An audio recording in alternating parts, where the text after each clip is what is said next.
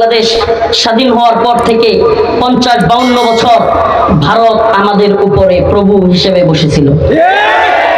নাউজুবিল্লাহ। যদিও ইমানদারদের প্রভু নয়, এগুলো হলো তথাকথিত ভারতের চাপায়া দেওয়া কিছু পুতুল সরকারের প্রভু।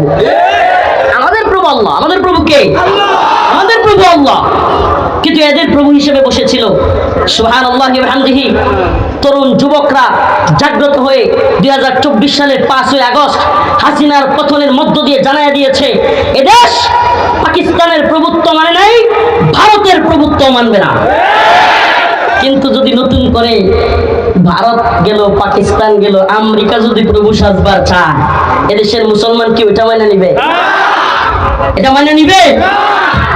আমেরিকা যদি স্বপ্ন দেখে যে বাংলাদেশে এখন আমরা আধিপত্য বিস্তার করব এবং বাংলাদেশের বর্তমান সরকার আমাদের পক্ষে থাকবে এবং তাদেরকে দিয়ে আমরা যা তা করব, মনে রাখবেন আমি এই 2024 সালে হাসিনা পতনের মধ্য দিয়ে যতটুকু খুশি হয়েছি তার চাইতেও অনেক বেশি আমার ভালো লেগেছে এবং খুশি হয়েছি, হাসিনা যাওয়ার চাইতেও বেশি খুশি হয়েছি এই বাংলাদেশের যুবক তরুণেরা বন্দুকের নলার সামনে বুক পাতে দিতে শিখছে।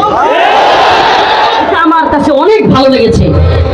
এটা আমাদেরকে ঈমানি চেতনাকে আরো বেগবান করবার শিক্ষা দেয় এবং এই বুলেটের সামনে পরোয়া করবার যে শিক্ষা, এটা আমাদেরকে বলে দেয় আগামী দিনে বাংলাদেশে পাকিস্তানের দালালি জঙ্গিভাবে চলে নাই, ভারতের দালালি জঙ্গিভাবে টিকে নাই, আমেরিকা কিংবা কোন সাম্রাজ্যবাদের দালালি এদেশে টিকতে পারে না।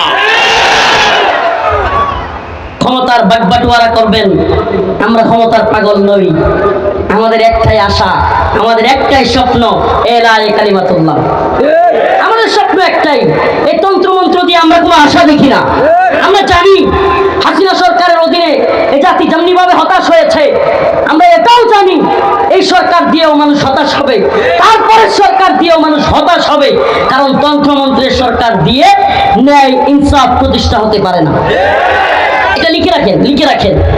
কোরআন সুন্নাহ অনুযায়ী রাষ্ট্র ব্যবস্থা ব্যতীত, ইসলামী খিলাফত ব্যতীত, ইসলামী শরিয়া ব্যতীত মুসলমানদের শান্তি প্রতিষ্ঠা হতে পারে না। এটা লিখে রাখেন। তো আমরা জানি, কিন্তু আমরা হতাশ হবার নই, আমরা হতাশ হবার নই। আমরা তো বলতে চাই এদেশে যদি কেউ মাও সেতুংয়ের মতবাদের স্বপ্ন দেখে, লেনিনের মতবাদের স্বপ্ন দেখে, এদেশে যদি কেউ আব্রাহাম লিঙ্কনের মতবাদের প্রতিষ্ঠার স্বপ্ন দেখে, তবে আমরাও খিলাফার স্বপ্ন দেখি, আমরা শরিয়ার স্বপ্ন দেখি।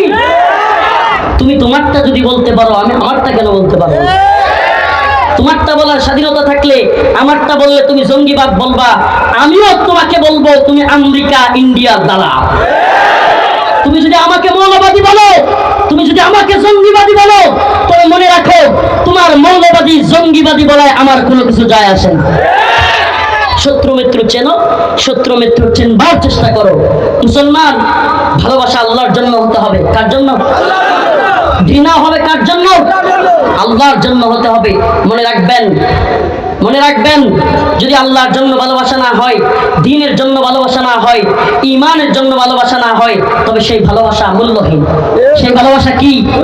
আপনারা দেখেছিলেন, আপনাদের মনে থাকবার কথা, ভারতের এক কুখ্যাত নারী নুপুর শর্মা আমার নবীকে নিয়ে কটূক্তি করেছিল। বাংলাদেশের কোন একটা থানায় আওয়ামী লীগ, ছাত্রলীগ, যুবলীগ বলতে পারবেন, দেখাতে পারবেন একটা থানার ইউনিট নুপুর শর্মা ইস্যুতে আন্দোলন করছে? করেছিল? করেছিল? করে নাই। কিন্তু ফিলিস্তিনে যখন ইসরায়েলের হামলা করলো, ছাত্রলীগের ব্যানার নিয়ে ফিলিস্তিনের পক্ষে নেমে গেল। রাজনীতি বুঝেন? কারণ কি? কারণ হাসিনা সরকারকে আমেরিকা ফেলতে চাচ্ছে। কারা? এখন ইসরায়েলের পক্ষ নিয়েছে আমেরিকা, দুয়ে দুয়ে সাইড মিলাইতেছি, বুঝতেছেন? মানে ইসরায়েলের পক্ষ নিছে কারা? আমেরিকা। এখন ফিলিস্তিনের পক্ষ যদি আমরা নেই, আমরা কার বিপক্ষে গেলাম? আমেরিকার বিরুদ্ধে। কথা বুঝছেন নি? রাজনীতিটা কি সূক্ষ্মভাবে করছে?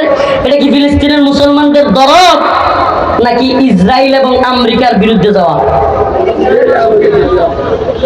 যদি প্রকৃত দরদ থাকতো, ইমানের প্রতি, রসুলের প্রতি ভালোবাসা থাকতো, তাহলে রসুলকে যে কটূক্তি করেছে তার বিরুদ্ধে অবস্থান নিত কি নিত না?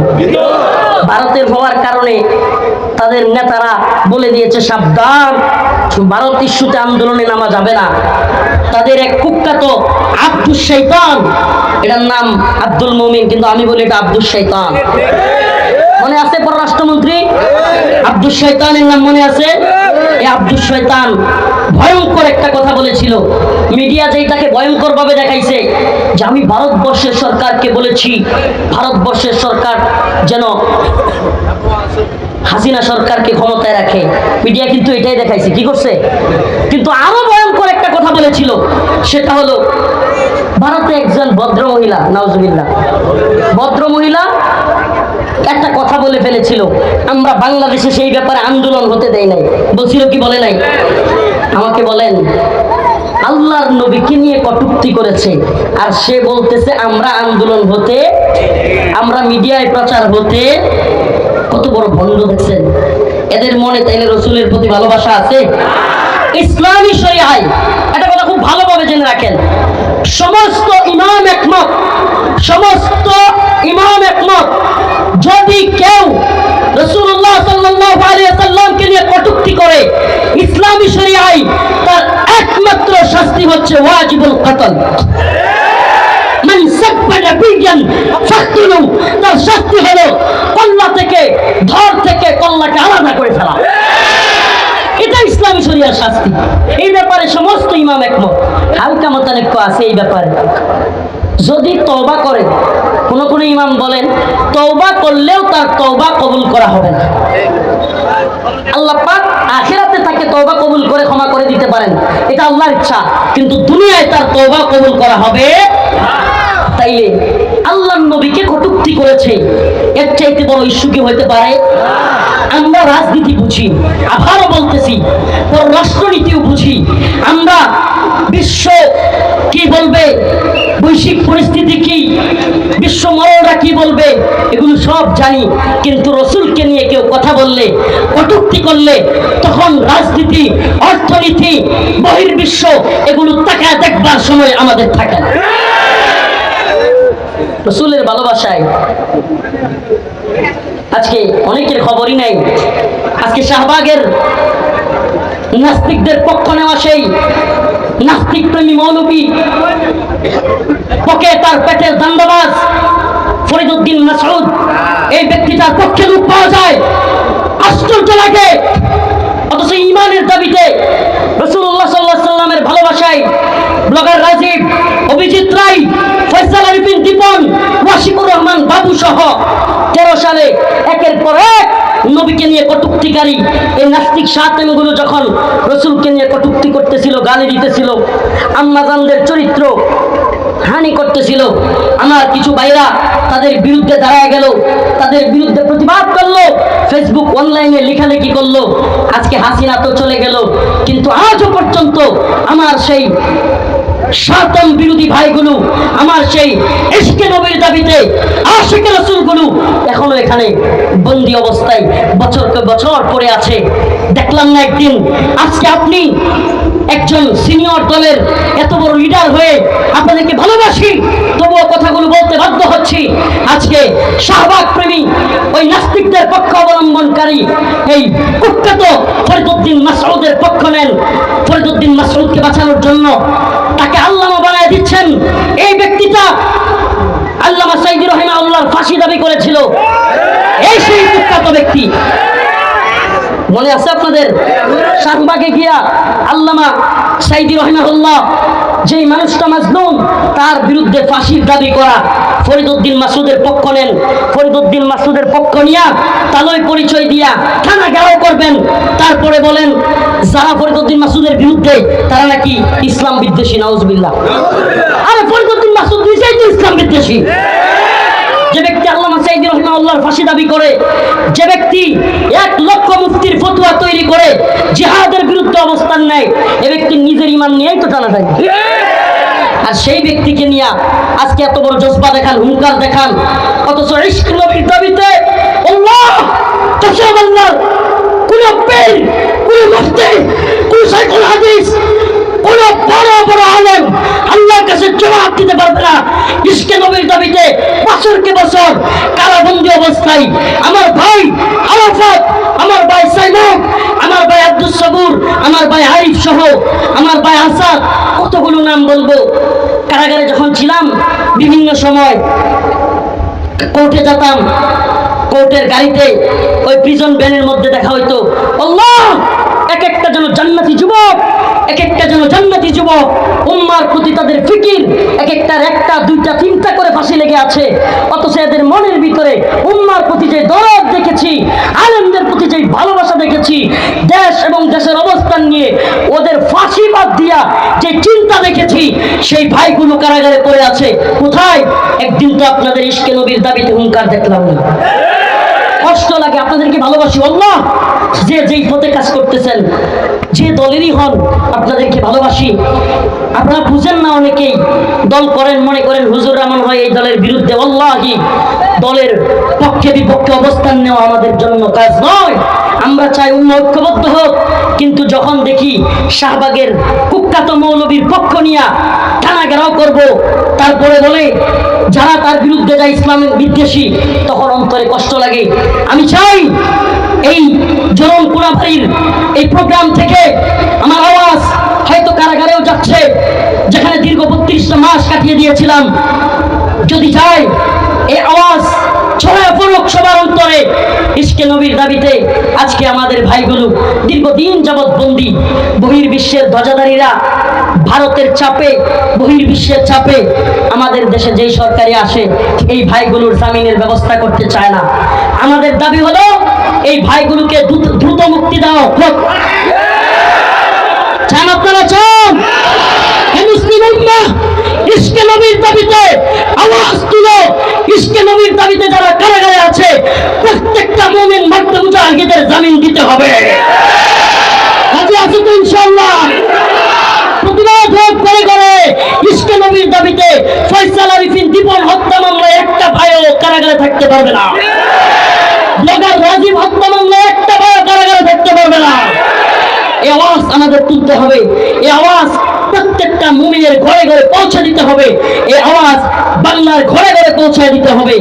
আমরা চাই যে সরকারি আসুক, এই ভাইদের দ্রুত মুক্তির ব্যবস্থা করে। প্রিয় হাজিরিন, প্রিয় হাজিরিন, হিন্দুত্ববাদী চক্র, ইহুদিবাদী চক্র, খ্রিস্টীয় চক্র, সব চক্র মিলে ষড়যন্ত্র চলতেছে। সাবধান, চোখ কান খোলা রাখতে হবে। প্রিয় মুসলিম যুবক, তোমাদেরকে বলি আমরা ফেসবুকে লেখালেখি করি দাওয়া এবং জিহাদের পক্ষে। এজন্য কিছু ভাইরা গণতন্ত্রকামী, এদেরকে আমি অবুঝ দিনী ভাই মনে করি। আমি এদেরকে, এরা অনেক সময় দিনের পক্ষে থাকা মর্দে মুজাহিদ, কারাগারে রিমান্ডে নির্যাতনের শিকার হওয়া আলেমদের বিরুদ্ধেও কলম ধরতে এদের হাত কাঁপে না। এরা মনে করে এই তন্ত্র মন্ত্র দিয়া দিন বিজয়ী হয়ে যাবে, দিন প্রতিষ্ঠা করে ফেলবে। করেন না চেষ্টা তো পৃথিবীর শুরু লগ্ন থেকে আজ পর্যন্ত হলো? 1 ইঞ্চি ভূমিতে কি এই তন্ত্র মন্ত্র দিয়া দিন বিজয় হয়েছে? আরে বুন্দা না, আব্রাহাম লিঙ্কন, জর্জ রসু, এরা আপনাদের মতো বুধায় না। এরা গণতন্ত্র প্রতিষ্ঠাই করছে সেকুলার ক্ষমতায় যাওয়ার জন্য। এরা ইসলামিক দল ক্ষমতায় যাওয়ার জন্য গণতন্ত্র প্রতিষ্ঠা করে না। এটা মনে রাখবেন। আজ হোক কাল আপনারা ফিরে আসবেন, আমরা জানি। হতাশ হয়ে ফিরে আসবেন, তন্ত্রমন্ত্র দিয়ে হয় না। আরে মিশরে মুরসি ক্ষমতায় আসছিল, 10 দিনও, কয়েকদিনও টিকতে পারে নাই, মুরসির কুর্সি চলে গেছে। কেন?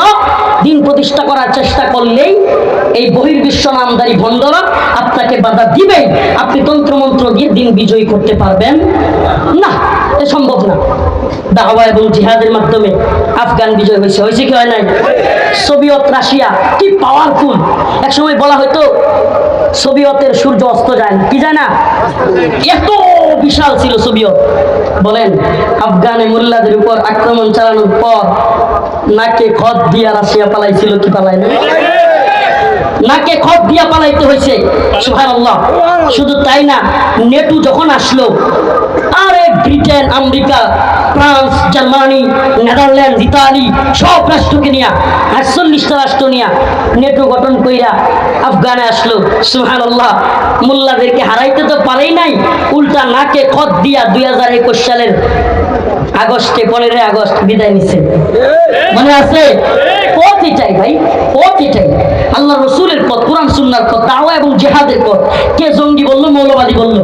আরে ভাই, নেতানিয়াহু ভুটের ভাষা বুঝে না, এই মোদি ভুটের ভাষা, সিলের ভাষা বুঝে না, এরা বুঝে তরবারির ভাষা। এই নেতানিয়াহু, এই হিন্দুত্ববাদী তাগুতি মোদি সরকার, এই সমস্ত জালেমদেরকে থামাতে হলে অবশ্যই আমাদেরকে অস্ত্রের ভাষায় বুঝতে হবে। আমি তো বলি দায়িত্বশীলদেরকে, যুবকদেরকে বলি, প্রস্তুতি নাও, প্রস্তুতি নাও। আমরা ফেসবুকে কেন বলি? ফেসবুক একটা বিরাট বড় প্ল্যাটফর্ম।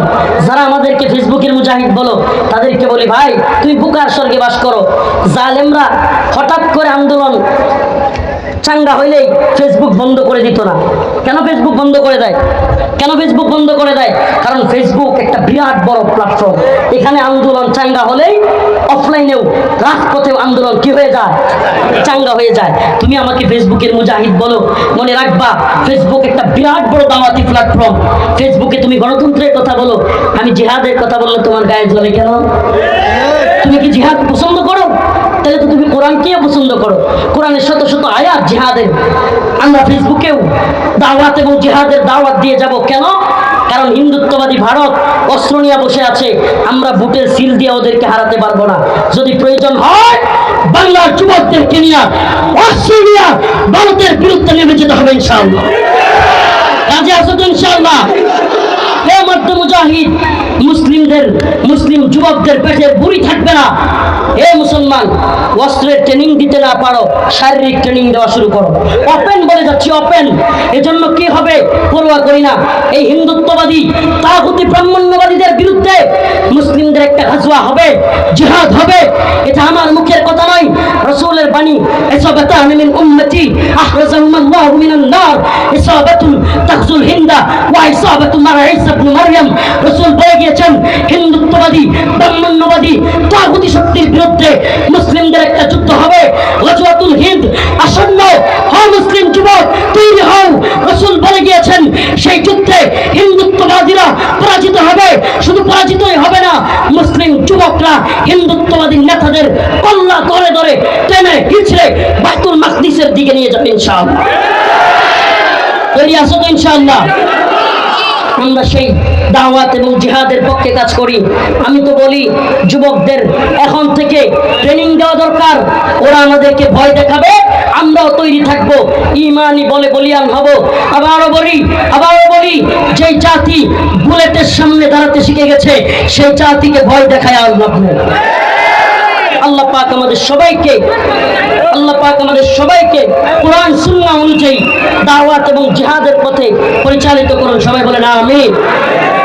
এরপরে আরো আলোচক রয়েছেন বাংলাদেশের একজন বিখ্যাত কারি, আমার খুব ভালো লাগে যার তিলাওয়াত, প্রিয় আসাদ ভাই আসছেন আজকে আপনাদের সামনে। আছেন প্রিয় কারি সাইদুল ইসলাম আসাদ ভাইয়ের কথা শুনেন, তিলাওয়াত শুনে তারপরে যাবেন ইনশাআল্লাহ। যে কয়েকটা কথা বললাম, এ জাতির বিরুদ্ধে ষড়যন্ত্র হচ্ছে, এই ষড়যন্ত্রের বিরুদ্ধে আমাদেরকে ঐক্যবদ্ধ থাকতে হবে। আমরা আমাদের 1 ইঞ্চি ভূখণ্ড ছেড়ে দিব না। মুসলিমদের ভূখণ্ড রক্ষা করা এটা মুসলিমদের জন্য ফরজ আইন।